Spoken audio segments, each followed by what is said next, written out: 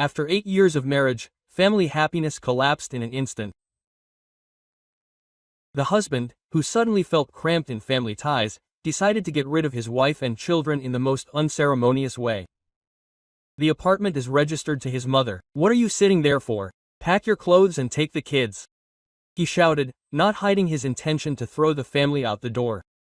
He did not even suspect what a surprise awaited him the next day. Good day, dear listeners. I am glad to welcome you to my channel. I present to you a new interesting story. Enjoy listening. Anna Korneva woke up that morning from a familiar sound. 8-year-old Lesha was quietly fussing around the kitchen, trying to make tea on his own. She smiled without opening her eyes. Her son had always been an independent child, and in recent months he had taken on the role of a little man in the house. "Mom, I can make sandwiches," a contented voice came from the kitchen. "And I made Katyusha's too." 5-year-old Katyusha sleepily stomped her bare feet across the parquet, obviously heading to her older brother. Anna stretched in bed, enjoying these morning minutes of peace. Maxim, as usual, had already left for work. The workday at the logistics company began early. "Just not too much butter, Masha," she heard Lesha admonish her. "Otherwise, Mom said you can't have a lot of fatty foods." Anna smiled even wider. What a wonderful son she had, and her daughter was growing up to be a smart girl. 8 years ago, when she and Maxim got married, she could not even imagine such happiness. They were 22 then. They rented a tiny one-room apartment on the outskirts of the city and counted every penny. Maxim worked as a simple manager, she as an assistant accountant. They were catastrophically short of money, but they were young and madly in love with each other. Everything changed when Nina Robertovna, Maxim's mother, suggested that they move to a spacious 3-room apartment in a good area. Anna was terribly worried then. Living under the same roof with your mother-in-law is every young wife's nightmare. "Darling," Nina Robertovna said then, noticing her confusion. "I'm not suggesting that you live with me. I have another, smaller apartment, and this one is just empty and unused. Why should a young family suffer in cramped quarters?" And it turned out to be true. The elderly woman really did move into her 2-room apartment in the neighboring house, and left them a spacious home without any conditions, contracts or obligations. Quote, "Mom," Lyosha looked into the bedroom. "Are you awake? I thought you were sleeping. Katyusha and I are having breakfast. I'm coming, my sunshine." Anna pulled on her robe and went into the kitchen. The children were sitting at the table with serious faces, diligently chewing sandwiches. Katyusha, all smeared with oil, smiled contentedly. "Lyosha, you're great," Anna praised her son. "Just wake me up next time. Okay? I'll be happy to make you breakfast." Quote, "And I wanted to surprise you," the boy was embarrassed. "You work a lot, don't you?" Yes, there really was a lot of work. After maternity leave, Anna got a job as an accountant in a construction company, and the company was doing well. The salary was decent, although not brilliant. Maxim had also advanced in his career. Now he was a leading logistics specialist, and his income had grown. They lived modestly, but amicably. They did not allow themselves any excesses, but they tried not to deny the children anything. Lyosha went to a sports section. Katyusha went to dances. On weekends, the whole family would definitely go somewhere. And there were also wonderful trips to Nina Robertovna's dacha. The mother-in-laws had a small house in a gardening association 40 minutes drive from the city. There, Anna truly relaxed for the first time and realized that her fears about her relationship with her mother-in-law were completely in vain. Nina Robertovna turned out to be an absolutely amazing woman. At 6.2 years old, she was energetic, friendly and tactful. Never, not once in 8 years. She did not allow herself to criticize Anya's culinary experiments. But in the first years of marriage, Anna cooked simply terribly. An interesting salad turned out. That's all Nina Robertovna said when Anna once again oversalted Olivier or forgot to put cabbage in borscht. But I usually do it a little differently. Do you want me to show you? And she showed patiently, without edification or lectures. She never said, "Oh, how will my poor Maxim eat this?" Or, in our time, girls were taught to cook from childhood. Nothing of the sort. Moreover, when Lyosha was born, and then Katyusha, the grandmother helped very delicately. She came to sit with the grandchildren if they urgently needed to go to the store or see a doctor. She walked with the stroller while Anna got enough sleep after a sleepless night, but she never interfered in the upbringing of the children. Quote, "These are your children," she said. "You know best what is good for them. And I'm just a grandmother. I'm only supposed to spoil my grandchildren. And I spoiled them, but sensibly, without excesses." She would bring ice cream, a new book, or a toy. The children adored Grandma Nina, and she glowed with happiness, playing with the little ones. It was especially nice in the summer at the dacha. The small plot was buried in greenery. Nina Robertovna adored flowers and grew them with true mastery. Roses, peonies, gladioli, asters. All summer the dacha smelled of some amazing aromas. Lyosha and Katyusha ran around the plot, played in the sandboxes that their grandfather, Nina Roberton's late husband, once made for future grandchildren. Anna sunbathed on a deck chair with a book. Maxim dug in the garden or fixed something in the house. Do you remember? Nina Robertovna sometimes said, watching this idyll. How afraid were you to meet my parents? You thought that they would not approve of your bride. Maxim smiled shyly. Yes, it happened. Before their first meeting, he was nervous like a schoolboy before an exam. He kept telling Anna that she should make a good impression, that his parents were strict. But in the end, Nina Robertovna fell in love with Anna at first sight, and later told her son, "Maxim, this is your happiness. A girl like this is gold. Take care of her." And he took care of her. For 8 years in a row, Anna fell asleep in the arms of her loving husband, woke up from his tender kisses. They made plans, dreamed about the future of their children, saved up for their own car. "Mom, when is Dad coming?" asked Katyusha, finishing her sandwich. In the evening, as usual, the sun. Although in recent months, as usual, has become a relative concept, Maxim was increasingly late at work, said that there was a new project, a lot of things to do, lied, came home tired, silent, had dinner and immediately went to bed. At first, Anna attributed this to fatigue. Her husband's work was really stressful, a lot of responsibility. And she herself often came home without strength. Accounting work is also not a piece of cake. Especially at the end of the month, when you need to submit reports. But a woman's intuition is a subtle thing, and it increasingly whispered something alarming to Anna. Maxim became somehow detached. Before, he would ask from the doorway how things were, how the children were, what new things had happened during the day. Now he would throw out the usual hello and immediately go to the shower. And he also began to be secretive with his phone. Before, he could leave it anywhere without thinking. Now he kept it with him all the time, and when they rang, went into another room or onto the balcony. Work issues, he explained when Anna asked one day. You're bored listening to this. Maybe she would have believed him, but his voice was somehow unnatural, and his eyes avoided meeting her gaze. Lyosha, get ready for school, Anna said, driving away her disturbing thoughts. And you, Katyusha, will go with me to work today to Aunt Sveta's. Svetlana was her best friend, worked in the neighboring office and sometimes looked after Katyusha when the kindergarten was closed. Today was just a cleaning day. Hooray! The girl rejoiced. Will Aunt Sveta let me draw on the computer? Yes, she will. Just behave yourself. The day passed as usual. Reports, documents, phone calls. Katyusha played quietly in the corner, running up to her mother from time to time with another question. Anna worked automatically, and her thoughts kept returning to Maxim. Maybe she was imagining everything? Maybe he really just lied at work or had problems with his boss. Men don't like to discuss work troubles at home. But her heart told her something else. Something had changed in their relationship, something important that she couldn't understand yet.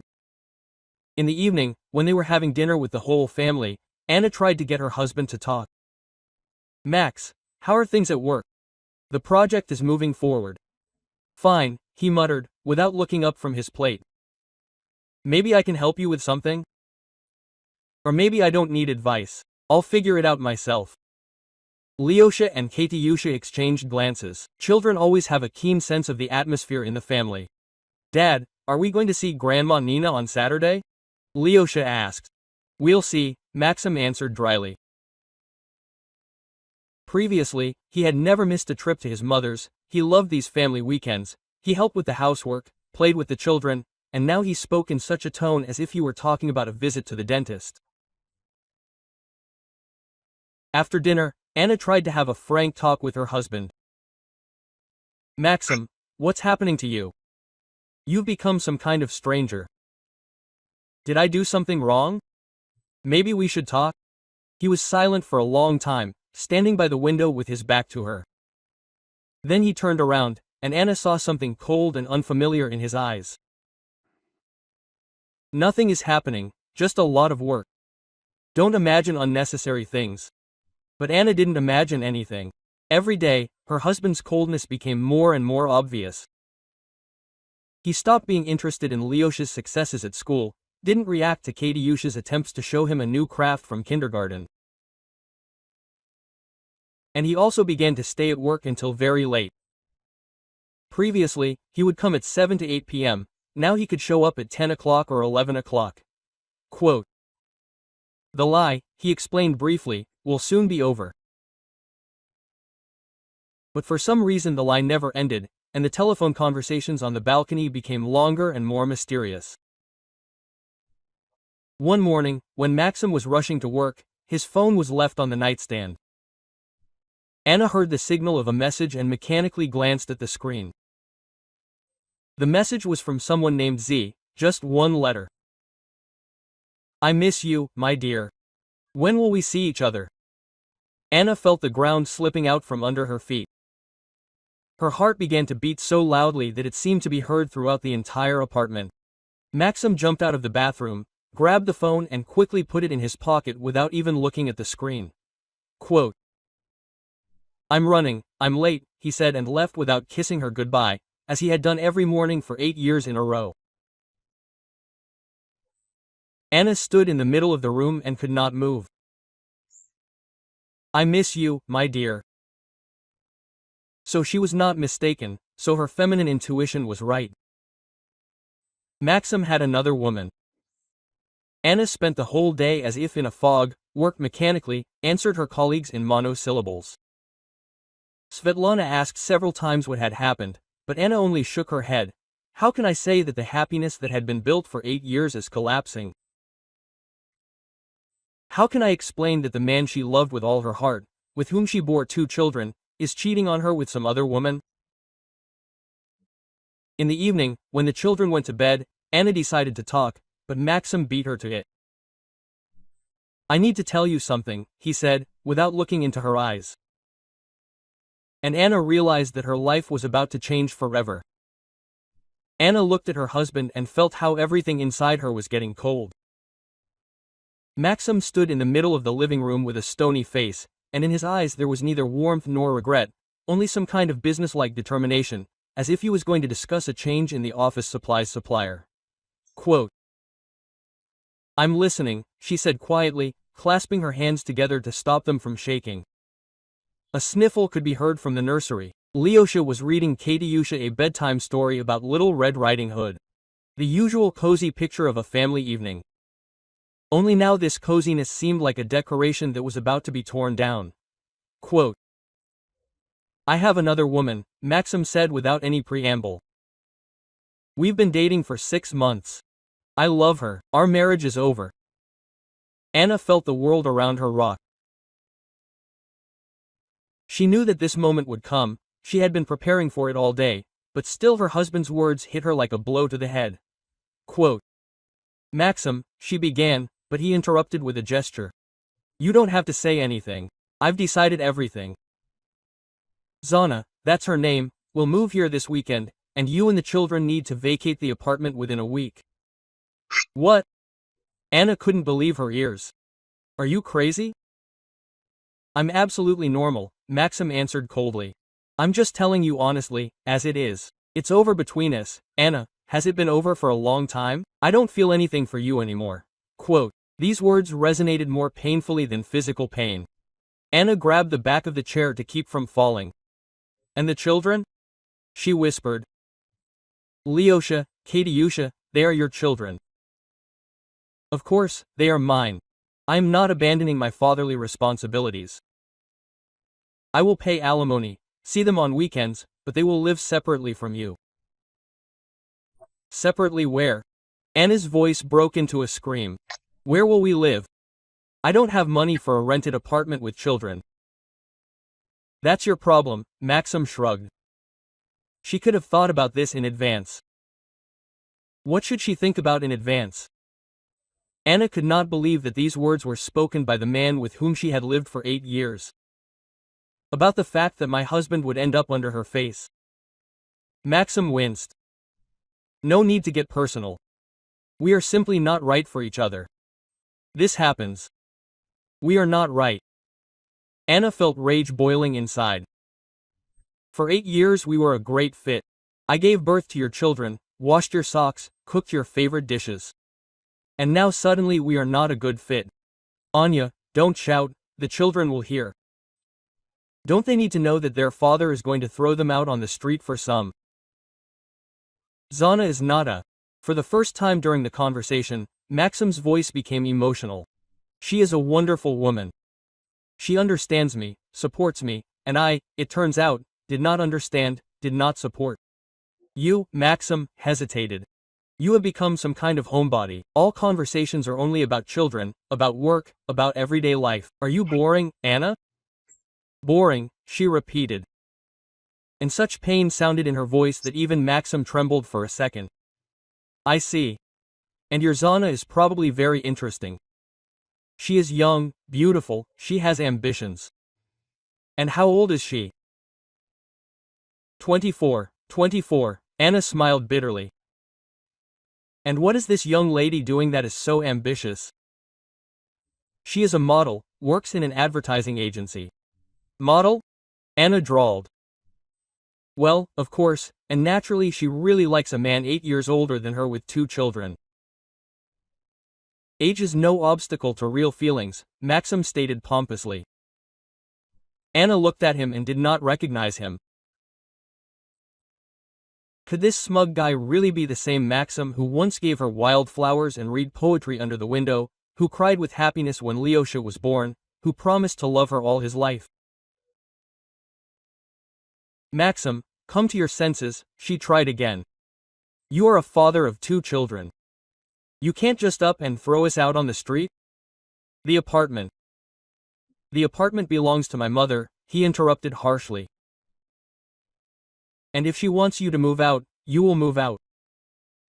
And that is exactly what she will want, believe me." "Nina Robertovna." Anna did not believe me. "She loves her grandchildren. She loves them, but she loves her son more, and she will understand that I have the right to happiness." Something fell in the nursery and Katiusha's crying was heard. Apparently, the girl had woken up from loud voices. "Mom," Lesha called. Anna rushed to the children, and Maxim went into the bedroom and began to pack things into a travel bag. "What happened, Mommy?" Lesha asked when Anna entered the nursery. "Why were you screaming?" The 8-year-old boy looked at her with serious eyes, and 5-year-old Katiusha sobbed, clinging to her brother. "Nothing, honeys," Anna lied, hugging the children. "Daddy's just having troubles at work.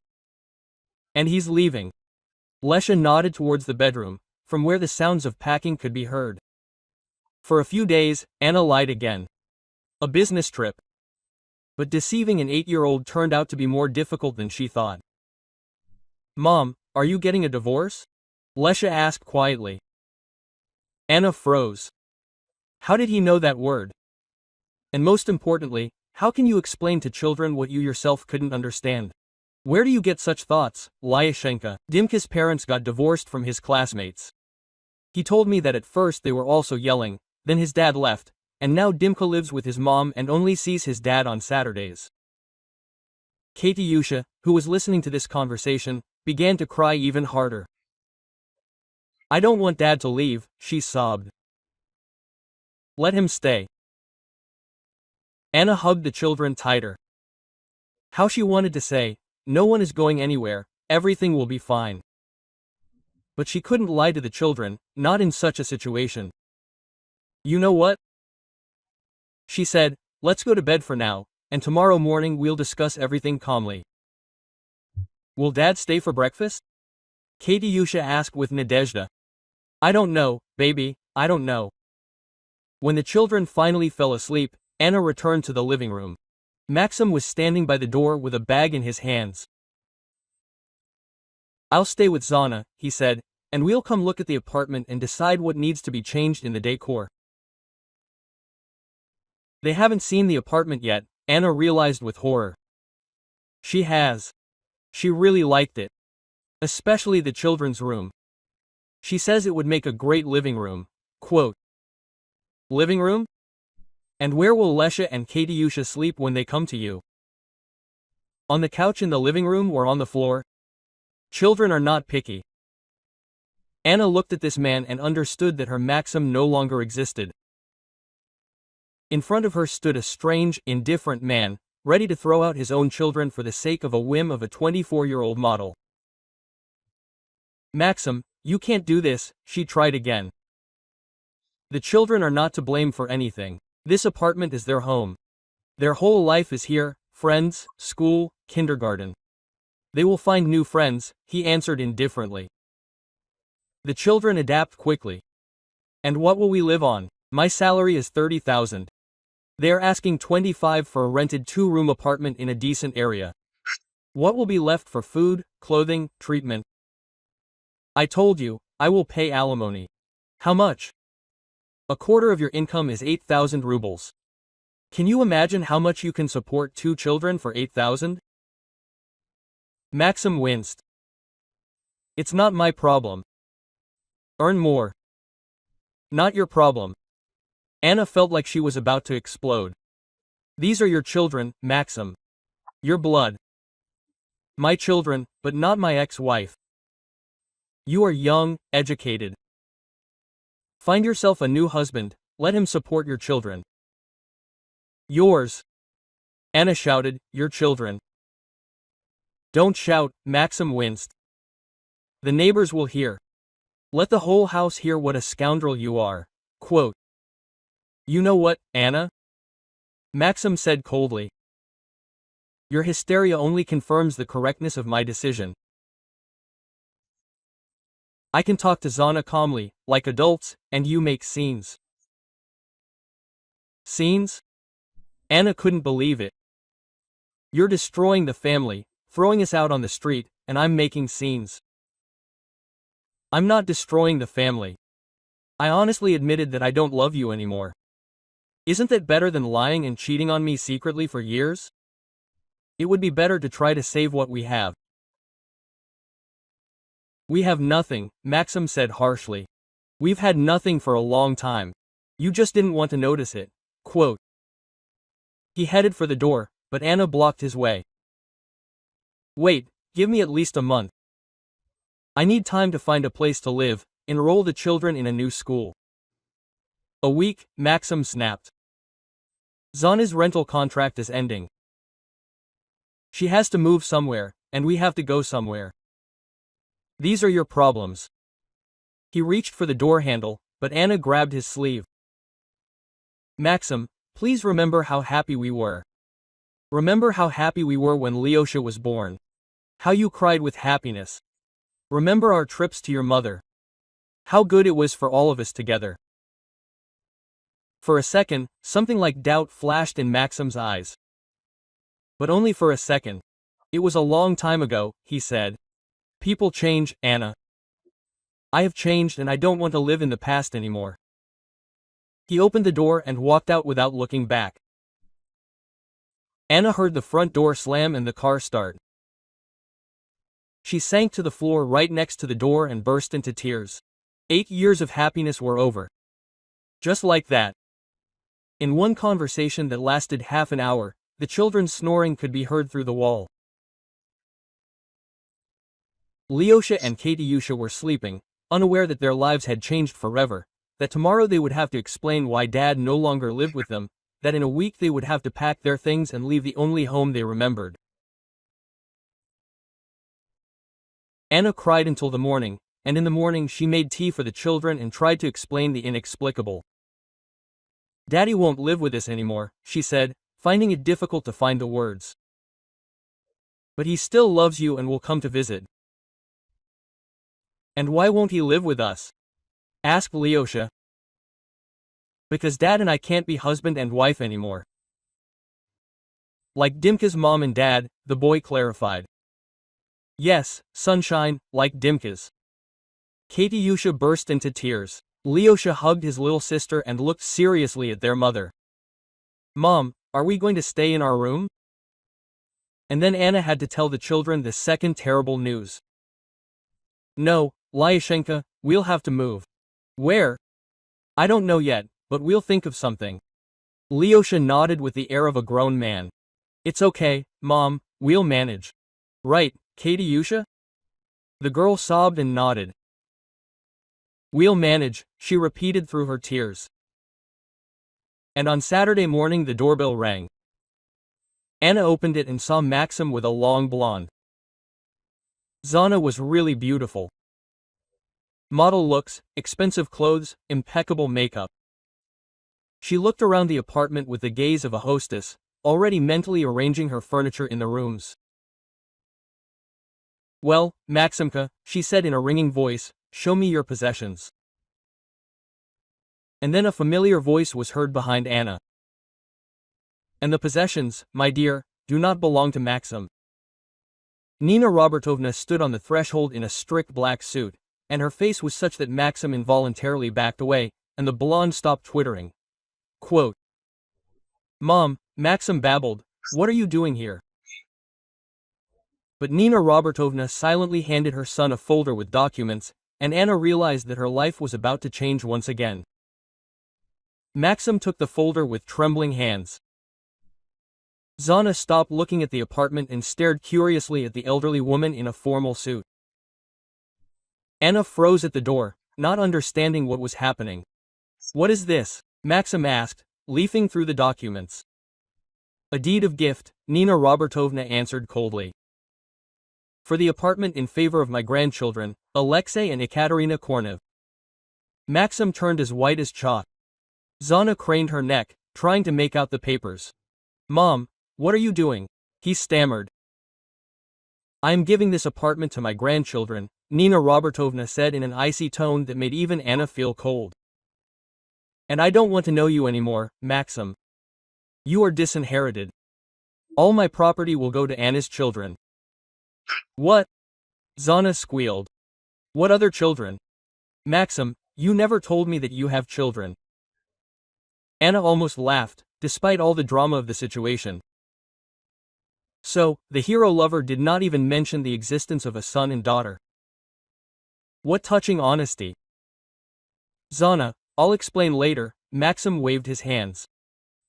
Mama, you can't do that. This is my apartment, yours, quote. Nina Robertovna grinned, and there was so much contempt in that grin that Maxim cringed even more. Since when, may I ask? Did you pay for it or did you take out a mortgage in your name? Well, no, but no buts. The apartment was mine, now it belongs to the grandchildren. And since they don't dispose of it, their mother Anna. Zana opened and closed her mouth like a fish thrown ashore. Her pretty face distorted with anger. Wait, she said in a lucky voice. What right do you have? Maxim promised me this apartment, we've already made plans. Quote, plans? Are you telling me? Quote. Nina Robertovna glanced at the blonde, which made her blush. And whose money are you going to use to implement these plans? On the salary of my ex-son. Ex? Maxim asked again. Yes, ex. I no longer have a son who is capable of throwing his wife and 2 young children out on the street for the first he meets. Mom, don't you dare call me mom. Nina Robertovna's voice sounded like the lash of a whip. I worked tirelessly for 40 years to provide for my family. Not so that my son would turn into a scoundrel ready to betray the people closest to him. Anna looked at her mother-in-law and could not believe her eyes. She always knew that Nina Robertovna was a strong and principled woman, but no one expected such rage from her. But Mom Nina Robertovna, Maxim tried to correct himself. I have the right to personal happiness. Personal happiness? The mother-in-law laughed, and this laughter was worse than a scream. You call betrayal of the family personal happiness? Do you think that your happiness is more important than the happiness of 2 children? The children have nothing to do with it. Children are the most important thing. Nina Robertovna stepped forward, and Maxim involuntarily retreated. Lyosha and Katyusha, my grandchildren, my blood, and I will not allow some degenerate to deprive them of their home. Zana, who had been silently listening all this time, suddenly butted into the conversation. Listen, Granny, she began with feigned impudence. It is none of your business who Maxim lives with. He is a grown man and makes his own decisions. Nina Robertovna slowly turned to the blonde. There was so much coldness in her eyes that Zana shuddered. Granny? The elderly woman asked again. Interesting, and tell me, Golubushka, how old are you? Quote, 4. For some reason, Zana answered uncertainly. 24, I see. And what do you do? I am a model, I work in an advertising agency. Model? Quote, Nina Robertovna drawled. And what is your fee, if it's not a secret? Zana blushed. This is personal information. I see. So, it's small. Otherwise, they wouldn't be embarrassed to say, and do you want a free apartment? What do you mean free? Maxim said that it was his apartment. Quote. Maxim says a lot of things, Nina Robertovna noted dryly. For example, he told Anna that he would love her all his life. He said that the children were the most precious thing to him. You see how far you can go by trusting his words. Anna stood there all this time, spellbound. She couldn't believe that someone was standing up for her and the children. Over the 8 years of marriage, she had become so accustomed to solving all the problems herself that she had forgotten what it was like.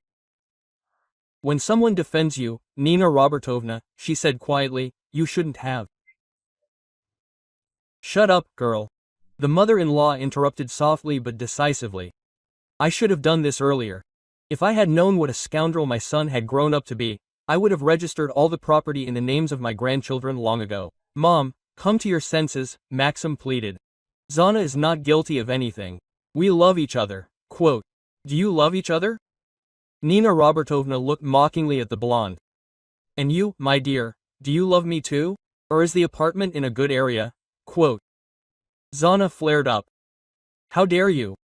Of course, I love Maxim, and I don't give a damn about your apartment. Really? Nina Robertovna smirked. Then what are you doing here? Why did you come to inspect the apartment? We just wanted to see where you would be living at someone else's expense. I understand. Maxim tried to take control of the situation. Mom, yes, I have children from my first marriage, but that doesn't mean I should sacrifice my happiness. Anna will find a better job and rent an apartment. What will she rent it with? Nina Robertovna asked sharply. On a salary of 30,000. And where will the children study? In a school on the outskirts. Not everything is measured in money. This is what a man who leaves his family for an apartment in the center says, the mother-in-law noted coldly. Very touching. Voices were heard from the children's room. Lyosha and Katyusha woke up and apparently heard the adults talking. Mom, Lyosha called, what's going on? Anna rushed to the children, but Nina Robertovna stopped her. Let them come out, she said. Let them see their father. Nina Robertovna, let them see, Anushka. The children must know the truth. Lyosha and Katyusha appeared in the hallway. The boy held his sister's hand and looked seriously at the adults. Katyusha clung to her brother, fearfully looking at the unfamiliar aunt. Dad, Lyosha said uncertainly. Who is this? Maxim blushed. Zana looked at the children with curiosity, as if they were exhibits in a museum. This is Zana, Maxim muttered. My friend. Why is she at our house? Katyusha asked. There was a heavy pause. Maxim didn't know what to answer. Zana shook her head, studying the situation. Anna bit her lips to keep from crying. Answer your son, Nina Robertovna said harshly. Explain to the children why you brought your mistress here. Mom, not in front of the children, exactly in front of the children. They have the right to know that their father is going to settle a strange woman here and throw them out on the street. Lyosha opened his eyes wide. Katyusha began to sob. Dad, is it true? The boy asked quietly. Do you want us to leave the house? Maxim painfully searched for words. He looked at his son and, apparently, for the first time understood what he was doing. Lyosha, it's hard to explain. Nothing hard, Nina Robertovna said sharply. Your dad decided that he liked this aunt more than your mom, and he wants to live with her in your apartment, and evict you.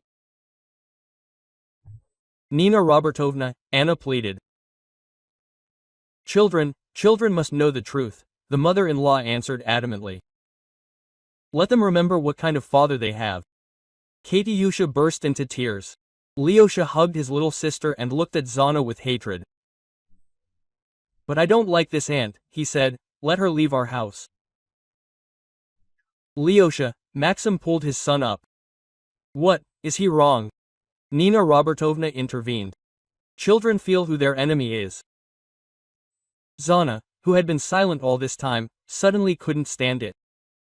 Listen, she spoke irritably. Isn't it possible to resolve this issue in an adult manner?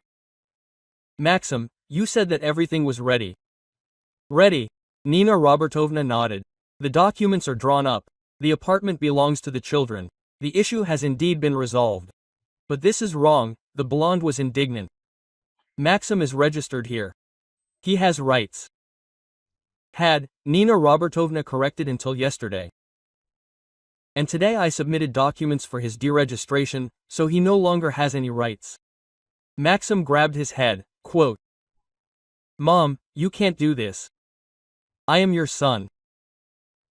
My son died the day he decided to betray the family, Nina Robertovna answered in an icy tone. And in front of me stands a stranger whom I don't want to know anymore. But where are we going to go? Zana howled. My contract for a rented apartment is ending. That's your problem, Nina Robertovna answered indifferently. Rent another one with your own money, but we don't have that kind of money. Then live separately or look for cheaper housing. Maxim tried again.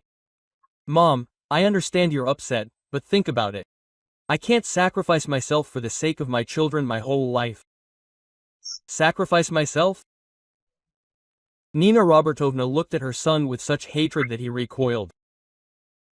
Do you consider caring for your own children a sacrifice? I am not abandoning my children. I will pay alimony, meet with them on weekends between going to the theater with my new girlfriend. Why do you treat me like this? Are you really indifferent to my happiness? Your happiness? Nina Robertovna smiled bitterly. Maxim, look at this person carefully. Do you really think that she loves you? Or is it still free housing in the city center? Zana flared up. How dare you? I am not some kind of gold digger. Quote. No, Nina Robertovna looked carefully at the blonde. Then what are you doing here? Why didn't you offer Maxim to live with you? I have a small apartment, but it is yours. And this is someone else's and with someone else's children to boot. Maxim said that the children will live separately. Maxim says a lot of things, but for now I am the one making the decisions here. Nina Robertovna went up to her grandchildren and hugged them. Lesha, Katyusha, go to your room. These people will leave soon, and we will talk calmly. Grandma Nina, Lesha said quietly, is it true that we won't have to leave? It's true, darling, this is your home, and no one will kick you out of here. The children left, and Nina Robertovna turned to Maxim. Now get out and don't come here again. Mom Nina Robertovna, she corrected. For you, I'm just Nina Robertovna now, and slam the door behind you. Maxim and Zana exchanged glances. The blonde was the first to head for the exit, clearly realizing that they had nothing more to do here. This is not the end, Maxim muttered. I'll go to court and challenge the deed of gift. Go ahead, Nina Robertovna answered indifferently. Just let me warn you, all the documents are drawn up perfectly, and I have good lawyers. Mom, don't you understand? I don't love Anna anymore. I can't live with a woman I don't feel anything for. Nina Robertovna looked at her son for a long time, and suddenly her voice became tired and sad. Maxim, do you remember how Lyosha was born? How you cried with happiness in the maternity hospital? How you carried him in your arms and said that he looked like me? Maxim was silent. And when Katyusha was born? You didn't go to work for 3 days, you sat next to Anna, helped with the baby. Said that you had the best family in the world. That was a long time ago, Maxim said quietly. 5 years ago. Not that long ago, quote. Nina Robertovna sighed. Do you know what the worst thing is? It's not that you fell out of love with your wife. People really can fall out of love with each other. What's scary is that you're ready to betray your children, your own children. Maxim, I'm not betraying. You are betraying. You are ready to deprive them of their home, stability, peace for the sake of the whims of a 24-year-old girl who did not even know about their existence. Zana, who was standing by the elevator, suddenly returned. Maxim, let's go already. I am tired of these showdowns. Quote, and Nina Robertovna realized that she was right from the very beginning. This woman did not love her son. Even these 10 minutes of family drama irritated her. What will happen next, when the real problems begin? Maxim looked at his mother, then at Anna, then at the closed door of the children's room. For a second it seemed that he would understand everything now, repent, ask for forgiveness. But the second passed. See you in court, he said and left. Nina Robertovna slammed the door behind him and leaned her back against it. Anna stood in the middle of the hallway and cried, but now these were tears of gratitude, not despair. Nina Robertovna, she whispered, why did you do this? After all, he is your son. He was my son, the elderly woman answered quietly. And now all I have are grandchildren, and I will do everything for them. Outside the window, car doors slammed. The engine roared. Maxim and Zana left for now. But Anna knew that they would return with lawyers, with lawsuits, with attempts to sue for the apartment. There was a war ahead, but now Anna was not alone in it. A week after the scandal with the deed of gift, Maxim really did file a lawsuit. Anna received a summons and realized with horror that the fight was just beginning. But Nina Robertovna greeted this news. As expected, she said, studying the documents. I was ready for this from the very beginning. And if the court takes his side, Anna was worried, after all, he is a son. He has rights. He has no rights, the mother-in-law answered decisively. The deed of gift was drawn up absolutely legally. I consulted with the best lawyers in the city. Maxim can sue as much as he wants. The result will be the same. And Nina Robertovna turned out to be right. The first hearing was unsuccessful for Maxim. His lawyer, a young and clearly inexperienced guy, was confused in his testimony and could not clearly substantiate the client's demands. And Nina Robertovna's lawyer, a gray-haired man with 30 years of experience, methodically destroyed all attempts to challenge the deed of gift. Your Honor, he said, the owner has the right to dispose of his property at his own discretion. Nina Robertovna Kamenskaya made the decision to give the apartment to her grandchildren, being of sound mind and sober memory. All the documents were drawn up in accordance with the law. Maxim sat in the courtroom gloomier than a cloud. Zana was openly bored next to him, examining her manicure and yawning. When the judge announced a break, Anna heard their conversation. Maximka, how long will this red tape last? The blonde asked capriciously. I don't know. The lawyer says we can file an appeal. What's the point? Your mother is serious. Maybe we should spit on this apartment? Rent something in a new area? Quote. Rent with what? Maxim snapped. With my salary, or did you suddenly have money? Quote. Zana winced. Don't yell at me. It wasn't me who started this whole divorce thing. Oh, not you. And who then spent 6 months droning on about wanting to live in a normal apartment, not a rented one-room apartment? I didn't drone. I just said that your ex-wife has better living conditions. Anna turned away. It was disgusting even to listen to their bickering. But at one time she considered Maxim a decent person. The trial lasted 3 months. Maxim filed new petitions, demanded expert assessments, called witnesses, but it was all useless. Nina Robertovna really did draw up the documents impeccably. Quote. The case is lost, Maxim's lawyer said in the end. The deed of gift is legal. I recommend stopping the litigation. And Maxim submitted an appeal. Futile. You will only waste money. Zana, who had been hoping for a positive outcome all this time, finally lost interest in Roman. After the court decision was announced, she disappeared from Maxim's life as suddenly as she had appeared. Quote. Zana is not answering calls, he complained to mutual friends. I don't understand what is happening. And what was happening was exactly what Nina Robertovna had predicted.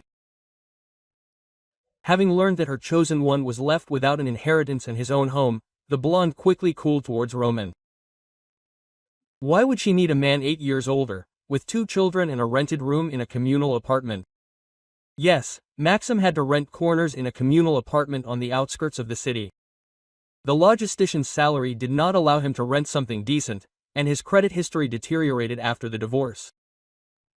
He had to pay off the debts that had accumulated during the litigation. He called Anna every day, begging her to meet, talk, and explain the situation to the children. Anna, please, he asked into the phone. I want to see Lyosha and Katyusha. They are my children. Come on weekends, Anna answered dryly. From 10 to 6, as the court decided. But I can't take them to my place. I have no conditions. This is your problem, Maxim. You chose this life yourself. And it was true. The children categorically refused to go to visit their father. Lyosha said directly, I don't want to go to Dad. He's bad. He wanted to kick us out of the house. Katyusha simply cried when the conversation turned to meetings with her father. The girl could not understand why her dad suddenly became a stranger. Maxim came on Saturdays, sat in the living room, awkwardly talked to the children. Lyosha answered in monosyllables. Katyusha huddled close to her mother. After an hour or two, he left, realizing that nothing was working out. The children don't understand me, he complained to Anna. Explain to them that I love them. Do you really love them? Anna asked. Or do you just think that you should love? Maxim didn't know what to say, and that was the worst thing. He himself didn't understand what he felt for his own children. Meanwhile, Anna's life was getting better. Nina Robertovna not only gave her grandchildren an apartment, but also took on many of the responsibilities of raising them. She picked up the children from school and kindergarten, helped with their homework, and took them to clubs. Quote. Nina Robertovna, you do so much for us, Anna said. I feel guilty. Nonsense, the mother-in-law waved it off. These are my grandchildren. And besides, I need to atone for raising such a son. You are not to blame for his actions. Guilty. That means something was wrong, since he grew up to be such an egoist. Thanks to Nina Robertovna's help, Anna was able to find a new job as a chief accountant in a large trading company. The salary was twice as high as before, and the team turned out to be friendly. It was at her new job that she met Denis Volkov, a surgeon who advised the company's employees on medical issues. He was 35 years old. He had recently divorced and was raising a 10-year-old daughter. Quote, "We have a lot in common," he told Anna after their first conversation. "We've both been through a divorce, we're both raising children. Maybe we'll meet somewhere in a calm environment." Anna had her doubts. After Maxim's betrayal, she didn't trust men, and she was sorely lacking time for her personal life. Quote, "I understand your doubts," Denis said. "I'm not rushing things. I just want to talk to someone who understands me." Their first meeting took place in a cafe near work. They talked about children, the difficulties of single parenthood, and plans for the future. Denis turned out to be an attentive conversationalist. He didn't try to pressure her, he didn't rush her into making decisions. Quote, "Does your ex-husband participate in raising the children?" he asked. "Formally, yes," Anna sighed. "He comes on weekends, but the children avoid him. They can't forgive him for wanting to throw us out of the house. I understand. My daughter also has a hard time communicating with her mother. Divorce is the hardest thing for children." Gradually, the meetings became regular. Denis met Lyosha and Katyusha, and the children accepted him. He didn't try to replace their father, he was just a good friend who could help with homework or fix a broken toy. Quote, "Mom, will Uncle Denis be our new dad?" Katyusha asked one day. "I don't know, honey," Anna answered honestly. "Do you want him?" "I do. He's kind and doesn't yell like our dad." Lyosha also approved of Denis, although he expressed it with restraint in a manly way. "He's normal," the boy said. "It's interesting to talk to him." Nina Robertovna met Denis warily. The memories of her son's betrayal were too fresh, but gradually they thawed. Denis turned out to be a reliable, decent person who truly loved children. Quote, "He is a good man," she told Anna. It's not that her mother-in-law didn't finish the sentence, but Anna understood what she was talking about. A year and a half later, Denis proposed to Anna, not a grand, not theatrical proposal, he simply said at a family dinner, "Anna, I want us to become a real family altogether. You, me, Lesha, Katyusha and my Masha. Marry me." The children enthusiastically clapped their hands. Anna burst into tears of happiness, and Nina Robertovna said, "Finally, there will be a real man in this house." The wedding was modest, but very warm. They signed the marriage certificate at the registry office, then celebrated at home with their loved ones. Lesha and Katyusha were witnesses on the bride's side. Denis's daughter Masha on the groom's side. Nina Robertovna prepared the treat and beamed with happiness. "Finally," she repeated, "finally my grandchildren will live in a complete family." Maxim learned about the wedding of his ex-wife from mutual friends. He tried to come to the celebration, but the security guard hired by Denis politely asked him to leave. Quote, "It's my children who are getting married," Maxim shouted. "I have the right." "You have the right to see your children on weekends," the security guard answered calmly. "But you are not invited to a private celebration." After the wedding, Anna's life finally improved. Denis adopted Lyosha and Katyusha. The children began to bear his last name. Peace and mutual understanding reigned in their new family. And a year later, Anna and Denisa had a daughter, Nastenka. Nina Robertovna was in seventh heaven, babysitting her great-granddaughter. "You know," she said to Anna, looking at the sleeping baby, "I thought that I would never be so happy again after I found out how Maxim grew up. Well, look, life gave me another chance." "Nina Robertovna, you deserve this happiness," Anna answered. You have done so much for us. I did what I had to do. I protected my grandchildren from their father's meanness. Nina Robertovna lived until Nastenka turned 7. She passed away quietly, 81 years old in her sleep. Until her last day, she was of sound mind, helped with the housework, played with her great-granddaughter. The whole family buried her. Anna, Dennis, all 3 children. Colleagues, neighbors, friends came. And Maxim stood aside by the cemetery fence, not daring to come closer. Quote, "Mom, who is this?" Nastenka asked, noticing the unfamiliar man. "Nobody, my dear," Anna answered. "An outsider." Quote. And it was true. Maxim had long since become an outsider to this family. Lyosha and Katyusha called Dennis Daddy.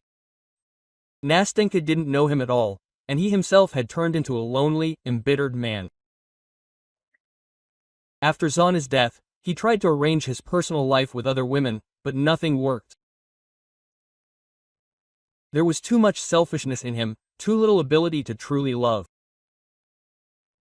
In the end, he married a divorced woman with 2 children, simply because he was tired of loneliness. Alla Igorovna, who was 3 years older than him, worked as a sales consultant in a furniture store. Her children, 14-year-old Igor and 11-year-old Sveta, frankly disliked their stepfather.